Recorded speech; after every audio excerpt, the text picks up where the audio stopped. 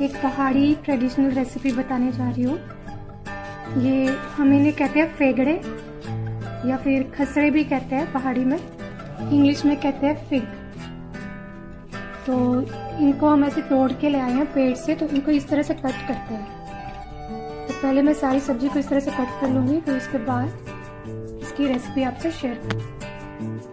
Figs को हम सबसे पहले अच्छी तरह से वॉश करेंगे, दो तीन बार वॉश करना है। फिर उनको हम प्रेशर कुकर में बॉईल कर लेंगे, 2 विसिल्स लगाएंगे, पानी सारा फेंक देंगे और फिग्स को ठंडा होने के बाद अच्छी तरह से मैश कर लेंगे इस तरह से।